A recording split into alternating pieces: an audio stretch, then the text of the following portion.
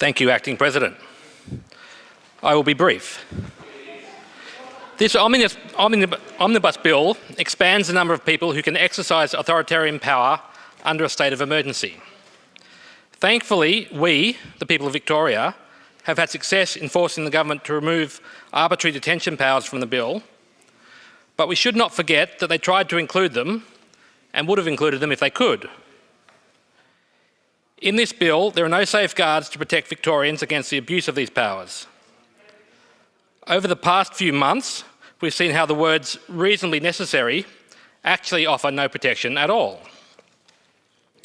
The bill still allows the government to grant, to anyone they feel is relevant, the power to close or inspect any place, the power to force anyone to take any action, and the power to take or destroy anything. The bill also allows the government to grant these powers to health workers and WorkSafe workers who do not have any relevant skills or expertise. This includes the power to violate natural rights without recourse, without a warrant, and with no measures in place to hold authorised officers accountable for misusing powers. It should go without saying that this is a very bad idea. I will never vote in support of warrantless search. The state of emergency should have ended on September the 13th. At this point, nobody should be exercising these powers. Instead, the government is extending the number of people who can. There are several other measures in this bill that are more reasonable that should probably be passed with no question, some of which probably should become permanent measures, except that we've already seen members supporting these reasonable measures as a Trojan horse to sneak through this expansion of state power. This bill could have been split, with the non-contentious parts separated out for quick passage, but that would damage the government's narrative, what is left of it. In March, we said we wouldn't oppose the state of emergency, but we would watch how the government used the powers. Well, I've watched, and I'm not prepared to extend the trust to the government any further. To be fair, I didn't trust the government, or indeed any government, much before this, but I trust them not at all now. We have members here lamenting that we are losing our trust in institutions. The reason we are losing our trust is because our institutions have betrayed our trust, in this case through incompetence and overreach. Northern Victoria has almost no cases.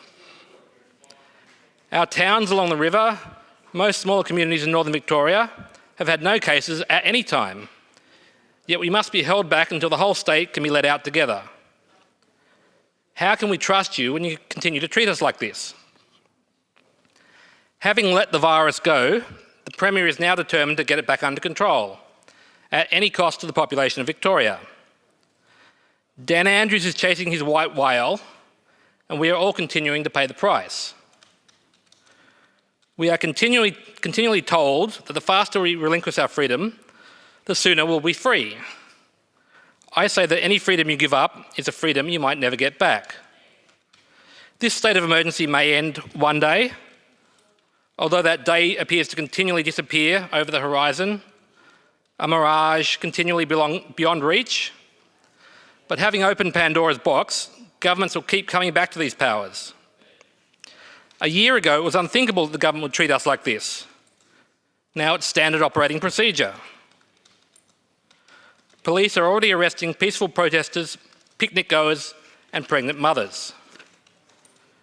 Vaccines are not expected to be until at least 6 months from now, which is what we heard 6 months ago. The government keeps using phrases like the new normal, but Liberal Democrats will never see this police state as any kind of normal. We will resist these restrictions for as long as they exist.